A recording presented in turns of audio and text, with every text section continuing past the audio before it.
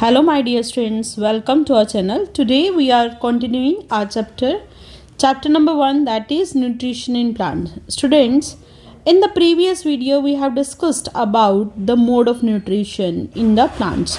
That what are the modes? Modes means the different kind of ways are there that how a plant can take the food, right?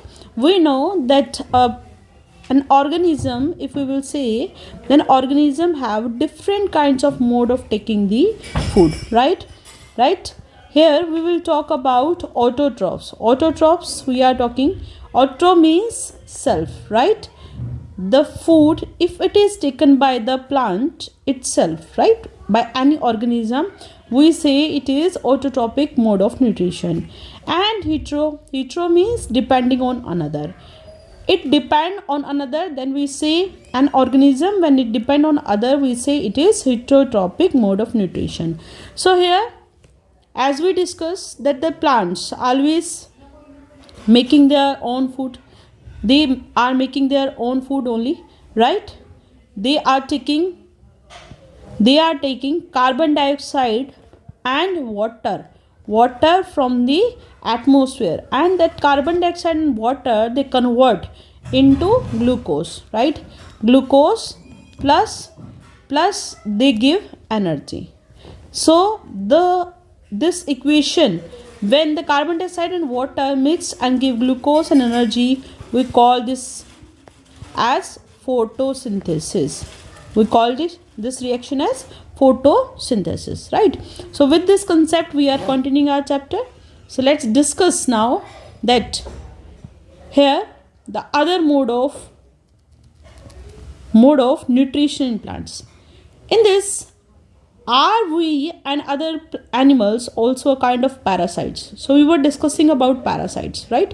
Parasites, we say that which depend on other, जो दूसरों के ऊपर depend होते हैं. Here we discuss कि parasitic जो plants होते हैं, they are depending on the another. Here we discuss about cascata, means अमरबेल, right?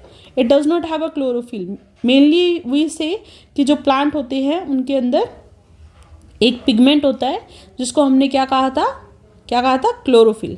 और क्लोरोफिल की ही हेल्प से वो क्या करते हैं, अपना फूड बनाते हैं. But here some plants are there which take readymade food.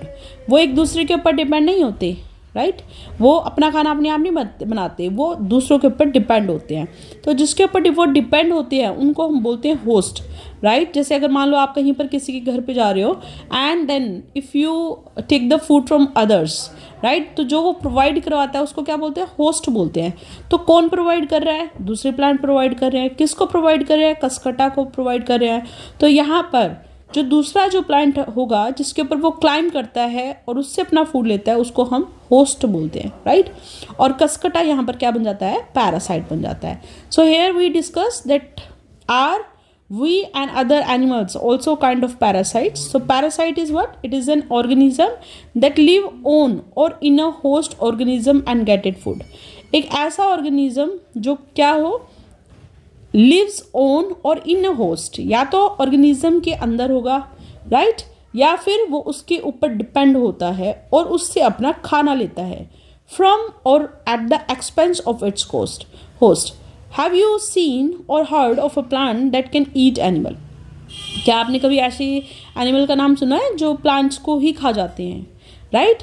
There are few plants which can trap insects and digest them. अभी तक हमने ये डिस्कस किया था कि जो प्लांट्स होते हैं ना, plants they make their food themselves, right? अब हमने कहा कुछ ऐसे भी प्लांट्स होते हैं जो एनिमल्स को खाते हैं, राइट? एनिमल्स को खाते हैं. तो सबसे पहले तो हमने कहा कि प्लांट्स जो दूसरों के ऊपर डिपेंड हो, उन प्लांट्स को हमने नाम दिया पैरासाइट्स का. ऐसे ऑर्गेनिजम्स जो दूसरों के ऊपर डिपेंड होते हैं उनको हम क्या बोलते हैं, पैरासाइट्स. तो कुछ ऐसे भी प्लांट होते हैं जो क्या करते हैं, एनिमल्स को खाते हैं, राइट? कुछ इंसेक्ट, एनिमल्स को नहीं कह सकते, इंसेक्ट कह सकते हैं. इसके अंदर इंसेक्ट्स को खा देते हैं एंड डाइजेस्ट देम, उनको ट्रैप कर लेते हैं, राइट? और उनको खा जाते हैं. सच प्लांट्स में बी ग्रीन और ऑफ सम अदर कलर. हो सकता है वो ग्रीन कलर के हों, हो सकता है वो कोई दूसरे कलर के भी हो सकते हैं. Now The another type of this is insectivorous plant. What are insectivorous? So insectivorous we say कि जो क्या करते हैं, insect को खा जाएं. Look at the figure. You can see this figure here.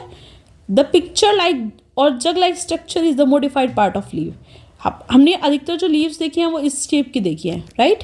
But इसने कहा कि एक पिक्चर लाइक मतलब क्या होता है, जग लाइक स्ट्रक्चर होता है, which is modified part of a leaf only. The apex of leaf form a lid which can open and close. अब क्या होगा, जो अपेक्स होगा वो किस तरह से बना होता है, it is just like a lid. यहाँ पर एक कवर होता है, राइट. जैसे कि आप देखते हो ना कि एक जग होता है, this is a kind of jug and it have here a lid, right. तो जिसको अगर आप बंद करोगे तो वो बंद हो जाता है, ठीक है, ओपन करोगे तो ओपन हो जाएगा. तो सेम एज जग लाइक एक स्ट्रक्चर होता है और उसके अंदर इसने कहा कि एक लिड होती है जो क्या होती है, ओपन भी हो सकती है और क्लोज भी हो सकती है. Inside the pitcher there are hairs which are directed downward. जो ये एक लीफ होती है उसके अंदर हेयर्स होते हैं. ये जो हेयर्स होते हैं जैसे ही इंसेक्ट इसके अंदर आता है तो वो इसके अंदर ट्रैप हो जाता है, राइट. इसके अंदर जो हेयर्स होते हैं वो डाउनवर्ड डायरेक्शन में होते हैं, नीचे की तरफ होते हैं, ठीक है.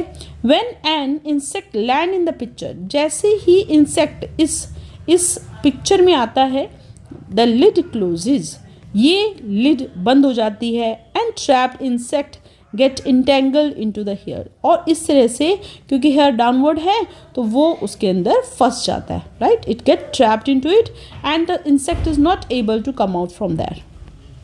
Now the lid closes and the insect is trapped. The insect is digested by the digestive juices. जैसे ही ये बंद होता है तो वो इंसेक्ट डाइजेस्ट हो जाना शुरू हो जाता है. और जो वो डाइजेस्ट होता है वो कैसे डाइजेस्ट होता है, इस पिक्चर के अंदर डाइजेस्टिव जूसेस होते हैं and it nutrients are absorb, right. उसके जो न्यूट्रिएंट होते हैं, वो जो इंसेक्ट है उसके जो न्यूट्रिएंट होते हैं वो सारे एब्जॉर्ब हो जाते हैं. Such insect eating plants are called insectivorous. We say that plants usually say the plants make their food on, they make their food, but here we are seeing the plants are there which take the insects, which eat the insect, and these kind of plants are called insectivorous. And mainly we discussed about किसके बारे में बात करी हमने, Cuscuta के बारे में बात करी. Cuscuta which we say अमरबेल, right. Is it possible that such plants do not get all the required nutrient from the soil in which they grow? ऐसा हो सकता है कि क्या जो प्लांट्स हैं वो अपना खाना सॉइल से ले सकें जिसमें वो उगते हैं. So yes, it is possible that insectivorous plants do not get all the required nutrient from the soil in which they grow because the soil does not contain sufficient amount of nitrogen, mineral and nutrient for them to grow. तो ये देखते हैं कि जो soil होते हैं उसके अंदर सफिशेंट अमाउंट ही नहीं हो पाता, किसका, नाइट्रोजन का, मिनरल का, न्यूट्रिएंट का. हमने ये देखा था ना कि जो प्लांट्स होते हैं वो इन तीनों चीज़ों के ऊपर डिपेंड होते हैं. उनको न्यूट्रिएंट चाहिए होता है, नाइट्रोजन चाहिए होती है, मिनरल्स चाहिए होते हैं, राइट.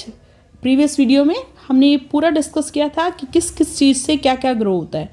प्लांट्स की स्टेम किससे ग्रो होगी, लीव कैसे ग्रो होगी, रूट्स कैसे ग्रो होंगे, क्या क्या मिनरल्स उनको चाहिए होते हैं.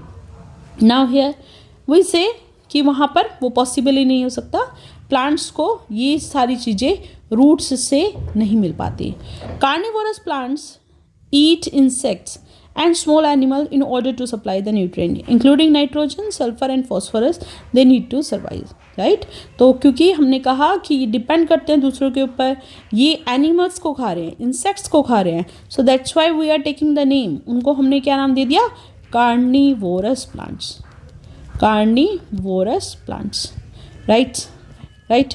दे ईट, क्या क्या खाते हैं वो, इंसेक्ट्स को खा जाते हैं और साथ में क्या खाते हैं, स्मॉल एनिमल्स को, छोटे छोटे एनिमल्स को भी खा लेते हैं. और वो किस लिए खाते हैं इनको, ताकि इनको जो न्यूट्रिएंट कहाँ से नहीं मिल रहा था, रूट से नहीं मिल रहा था, वो उनको प्रॉपर अमाउंट में मिल जाता है, जैसे कि नाइट्रोजन, सल्फर और phosphorus. Now we are discussing about saprophytes. Saprophytes means saprotrophs क्या होते हैं, सैप्रोफाइट्स क्या होते हैं, we will discuss. Saprotrophs means saprobe. saprobe or we say saprobient, any organism that feed by absorbing dead or organic matter. ऐसा organism जो किसके ऊपर डिपेंड होता है, डेड ऑर्गेनिक मैटर के ऊपर डिपेंड होता है, ठीक है। अभी देखो हमने कहा कि वो एनिमल्स जो होंगे वो क्या होंगे, लिविंग होंगे, राइट। बट ऐसे भी कुछ प्लांट्स होते हैं जो डेड ऑर्गेनिक मैटर के ऊपर डिपेंड होते हैं, right.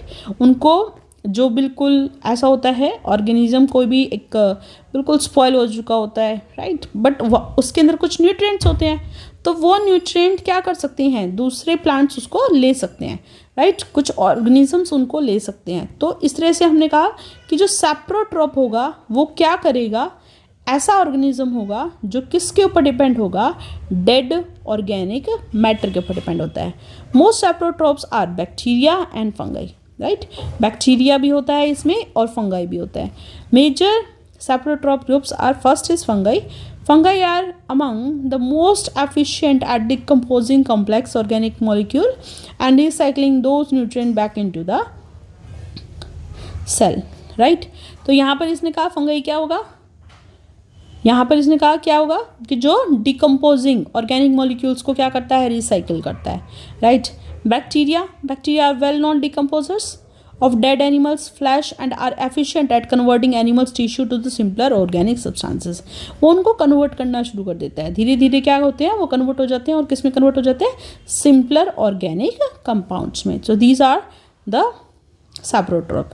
Then next is here water mold. Water mold or omycetes are common in fresh and salt water environment throughout the world. Some species, particularly those found in the older Saprolegionales, are saprotrophs and decompose both plant and animals. देखो एक बार ध्यान से समझ लीजिए आप, fungi which depend on, किसके ऊपर depend कर रहे थे, डेड डिकम्पोजिंग सब्सटेंसेस के ऊपर, ठीक है। बैक्टीरिया हमने कहा एनिमल्स के ऊपर डिपेंड करेगा, और तीसरा हमने कहा सैप्रोट्रॉप जो किसके ऊपर डिपेंड करता है, that depend on the animals and plants both, right, clear, जो दोनों को ही डिकम्पोज कर सकता है, okay, that is water mould. Now how the nutrients are replenished in the soil. अब हम देखते हैं कि किस तरह से जो न्यूट्रिएंट्स होते हैं वो रिप्लेनिश्ड हो जाते हैं किस में, सॉइल में. Have you seen farmers spreading manure और फर्टिलाइजर इन द फील्ड और the gardener using them in the lawn और इन द पोट्स. क्या आपने कभी देखा है कि जो फार्मर्स होते हैं वो अपनी फील्ड के अंदर क्या स्प्रेड करते हैं, मैन्योर स्प्रेड करते हैं या फर्टिलाइजर स्प्रेड करते हैं. देखो जैसे अगर हम कंसिडर करते हैं ये फील्ड है, ओके, अब आपने क्या किया, यहाँ पर बहुत सारे क्रॉप्स या कोई भी प्लांट्स उगा दिए. नाउ व्हाट हैपन, होगा क्या कि जो प्लांट्स होंगे वो जितने भी न्यूट्रिएंट्स होंगे वो सॉइल से ले लेंगे, राइट, ओके. न्यूट्रिएंट्स तो आपने ले लिए, तो सॉइल के अंदर क्या होगी, डेफिशिएंसी होगी इन न्यूट्रिएंट्स की, ठीक है. तो क्या होगा, कोई भी फार्मर जब होगा वो इसके अंदर क्या करेगा, इन न्यूट्रिएंट्स को दोबारा से प्रोवाइड करने के लिए इनके अंदर एक तो मैन्योर डालता है, राइट, साथ में क्या डालता है, फर्टिलाइजर्स और क्या डालते हैं, मैन्योर डालते हैं. Do you know why this is done, ऐसा क्यों होता है. You learn that a plant absorb minerals and nutrient from the soil, right. Plants ने क्या किया, एब्जॉर्ब किया, क्या एब्जॉर्ब किया, यहाँ पर मिनरल और न्यूट्रिएंट एब्जॉर्ब किया. So their amount in the soil keep on declining, है ना. अब एक चीज़ आप बार बार यूज़ कर रहे हो तो ऑब्वियस है यहाँ पर क्या होगा, उसका जो अमाउंट होगा वो कम हो जाएगा. So fertiliser and manures contain nutrient. अब इनके अंदर मैन्योर के अंदर क्या होते हैं, न्यूट्रिएंट होते हैं, जैसे कि नाइट्रोजन, पोटेशियम और phosphorus. So these need to be added. तो टाइम टू टाइम सॉइल को इसकी ज़रूरत होती है. We can grow plants and keep them healthy if we can fulfil the nutrient requirement of the plants. अगर plants को जो रिक्वायर्ड है अगर उसको वापस दे दिया जाए तो वो आसानी से ग्रो कर सकता है, right. So usually crop plants absorb a lot of nutrient and soil become deficient in the nitrogen. You learn that though the nitrogen gas is available in a plant in the air, plant cannot use it to in the manner they can use carbon dioxide, right. तो इसने कहा कि हमारा जो atmosphere है उसमें nitrogen present है, but that nitrogen plant can't be use, right. हमारा जो प्लांट होता है वो क्या करता है, सिर्फ कार्बन डाइऑक्साइड को ही इनटेक कर पाता है, नाइट्रोजन जो होती है वो हमेशा कहाँ से लेता है? From root only. Nitrogen, phosphorus and potassium, right?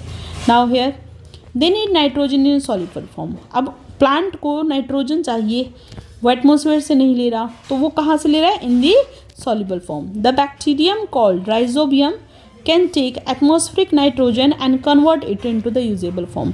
Bacterium जिसका नाम क्या है? राइजोबियम है, वो क्या करता है?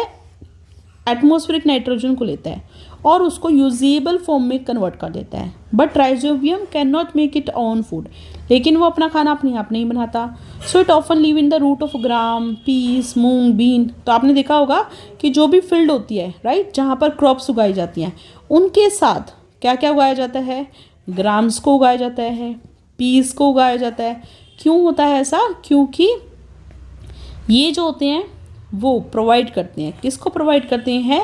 राइजोबियम को प्रोवाइड करते हैं, राइट. ठीक है, तो इसने क्या कहा? राइजोबियम अपना खाना अपने आप नहीं बनाएगा. So it often live in the root of, किसके रूट में होता है? In the root of gram, peas, moong, beans and other legumes and provide them with the nitrogen. और वो क्या करते हैं? फिर नाइट्रोजन प्रोवाइड करते हैं. In return the plant provide food and shelter to the bacteria. और इस तरह से जो प्लांट होता है वो उसको खाना देता है, राइट. नाउ दे दस हैव अ सिम्बायोटिक रिलेशनशिप. तो क्या हुआ? प्लांट्स को देखो, प्लांट्स के रूट में क्या है? Rhizobium, rhizobium, right. राइजोबियम ने काम किया सॉइल के अंदर जो नाइट्रोजन प्रेजेंट थी उसको किस फॉर्म में दिया? यूजेबल फॉर्म में, यूजेबल फॉर्म में, राइट. और प्लांट ने उसको इन रिटर्न क्या दिया? फूड दिया. ठीक है, खाना कहाँ से मिला उसको? प्लांट से मिला. तो ये जो बैक्टीरिया है उसने एक रिलेशनशिप दिया है ना, रिलेशन है कि मैं जो है वो काम करूँगा लेकिन उसके बदले में मुझे कुछ चाहिए. So it is a symbiotic relationship. This association is of great significance for the farmer. They can reduce the use of nitrogenous fertilizers where the leguminous plants are grown. Most of the pulses are obtained from the leguminous plant. बहुत सारी जो pulses होती हैं वो कहाँ से मिलती हैं हमारे को? leguminous plant से ही मिलती हैं. In this chapter you learn that most of the plants are autotroph. हमने ये देखा कि अधिकतर जो प्लांट्स होते हैं वो ऑटोट्रोफ होते हैं. कुछ ही हमने कहा कि वो क्या करते हैं? दूसरों के ऊपर डिपेंड करते हैं. दे आर पैरासाइटिक और saprotroph. Parasitic which depend on other plants और depend on other animals, right. Saprotrophic हमने कहा which depend on dead organism. Dead organism के ऊपर डिपेंड होना ही सेप्रोट्रोपिक मोड ऑफ न्यूट्रिशन होता है. They derive nutrition from other organism. उन्होंने अपना खाना कहाँ से लिया? अदर ऑर्गेनिज्म से. All animals are categorised as heterotrophs since they depend on the plant and other animals for the food. तो ये क्या है? दूसरों के ऊपर डिपेंड है. दूसरों के ऊपर जो डिपेंड होते हैं उनको हम क्या बोलते हैं? Heterotroph. Can we say that the insectivorous plants are partial heterotroph? So insectivorous क्या हेटेरोट्रोप्स है? क्या वो उस कैटेगरी में आएगा? Insectivorous plants prepare food by themselves, but they lack some of the vital nutrients such as nitrogen. उसके अंदर nitrogen का अमाउंट नहीं होता. Since they grow in the soil where the nitrogen is deficient, they eat some insect and thus make up for these nutrients. Hence, they are said to be partial heterotroph. Right? वो क्या कर रहे हैं? कुछ insects को खा रहे हैं और अपना nutrients ले रहे हैं. राइट. तो इस तरह के जो प्लांट्स होते हैं उनको हम क्या बोलते हैं? पार्शियल हेटेरोट्रोप्स बोलते हैं. Now have you seen farmers spreading manures and fertiliser in the field और the gardener using them? Do you know they are added to the soil. हमने कहा वो किस लिए ऐड किया जाता है? क्योंकि उसके अंदर क्या होता है? न्यूट्रिएंट की डेक्लिनेशन होती है, वो क्या हो जाते हैं? उसके अंदर कम हो जाते हैं, तो इनके अंदर बार बार ऐड करना पड़ता है, right. So now here after the harvest the soil become deficient in nitrogen. अब क्या किया था हमने कि प्लांट्स को जैसे उगाया, क्रॉप्स उगाए, ठीक है, तो प्लांट्स ने अपनी न्यूट्रिएंट्स को लिया और हेल्दी हो गया. Usually crop required a lot of nitrogen to make a protein, right. Now here we say fertiliser and manure जिनको यूज़ किया जाता है किस चीज़ के लिए? To provide the nitrogen, potassium and phosphorus. So these nutrients need to be added time to time ताकि soil के अंदर ये जो amount है वो बना रहे. तो we can grow plants and keep them healthy if they can fulfill the nitrogen nutrients requirement of the plant. Usually crop require a lot of nitrogen to make protein. तो हमने कहा कि जो प्लांट होता है उसको नाइट्रोजन की जरूरत पड़ती है ताकि वो क्या कर सके, उसको प्रोटीन में कन्वर्ट कर सके. सो नाउ व्हाट हैपन कि जैसे ही आप क्या करेंगे, प्लांट्स को हार्वेस्ट करेंगे, राइट. तो प्लांट ने क्या किया, नाइट्रोजन को ले लिया, किससे, फ्रॉम दी सॉइल. तो यहाँ से जो सॉइल होगा उसके अंदर नाइट्रोजन की डेफिशिएंसी होनी शुरू हो जाएगी, right. You have learn that though the nitrogen gas is available in a plant in air, plants cannot use it in the manner they can use carbon dioxide. So they need nitrogen in the soluble form. उसको किस में चाहिए, वो soluble form में चाहिए, ठीक है. और हमने कहा most of the pulses, दाल जो होती हैं वो क्या होती है, लेगुमिनियस प्लांट्स होते हैं. वो उनको क्या करते हैं, प्रोवाइड करते हैं शेल्टर. और ये क्या होता है, एक सिम्बायोटिक रिलेशनशिप होती है.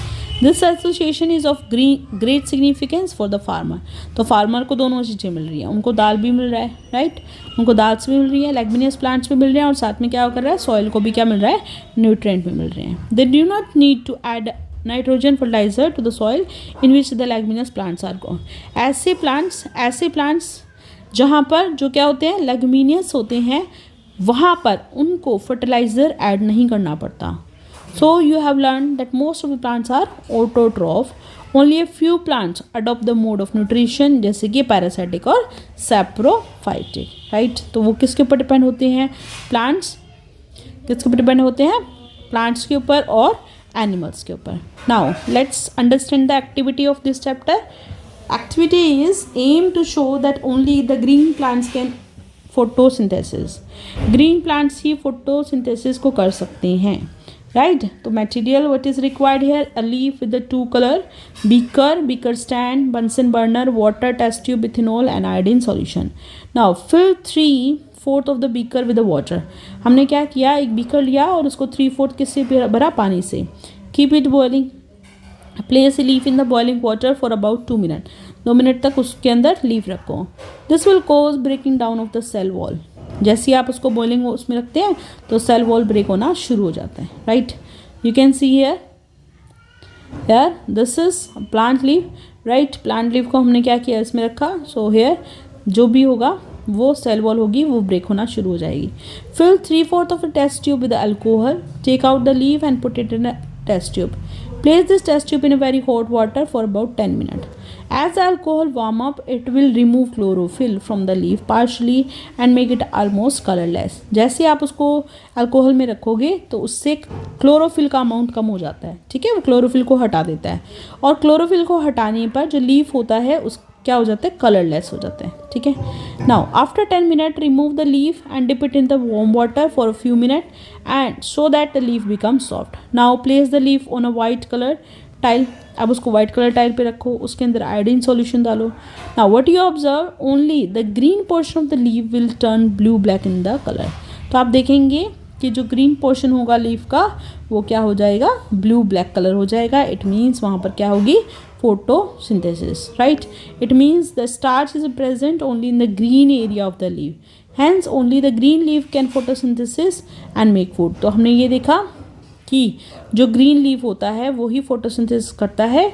इसका मतलब ग्रीन लीफ के पोर्शन पर क्या प्रेजेंट होगा, क्लोरोफिल, और बाकी हमने क्या किया था, उसको रिमूव कर दिया था.